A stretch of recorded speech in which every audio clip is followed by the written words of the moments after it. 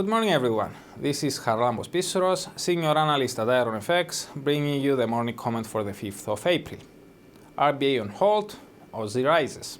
The RBA remained on hold today as was widely expected, but maintained its easing bias by reiterating that inflation is quite low and that continued low inflation may afford scope for further easing. The Australian dollar rose following the decision as officials did not signal a clear need for a weaker currency, something that was broadly expected by investors. Instead, the bank attributed part of Aussie's recent appreciation on rising commodity prices and stated that a stronger Aussie may complicate the economy's adjustment.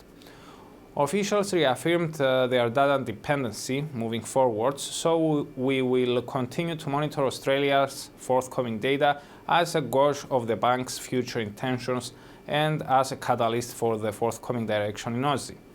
The focus now turns to Australia's unemployment rate for March, due out next week, in order to assess whether the labour market continues to move in the desired direction.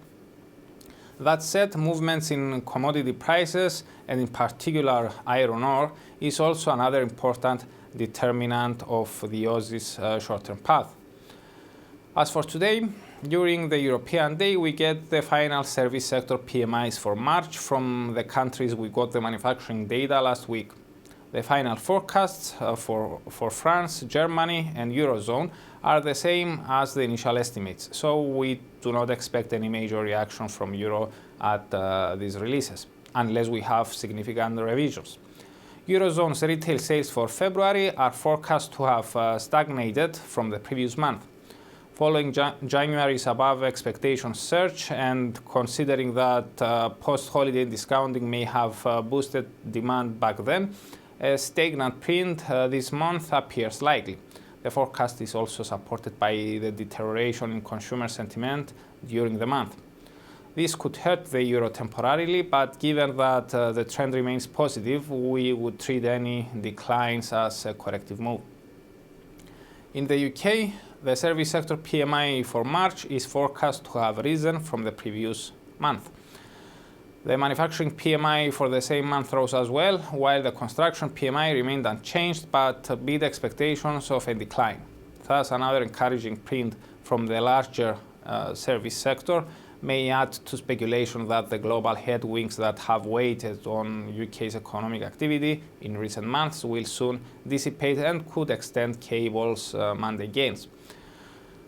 From the US, we get the final Markit service sector PMI and the ISM non-manufacturing PMI, both for March. No forecast is available for the Markit index, but the market generally pays more attention to the ISM figure, which is expected to rise. The preliminary Markit services PMI and the ISM manufacturing index for the same month both rose as well and entered their expansionary territories. Therefore, we see a high likelihood for the non-manufacturing index to move in a similar fashion. This could cause the dollar to reverse some of its recent losses, at least at the release. The job opening and labor turnover survey for February is due to be released as well, but no forecast is available. The nation's trade balance for February is also coming out. In Canada, the trade deficit for February is expected to have widened from the previous month.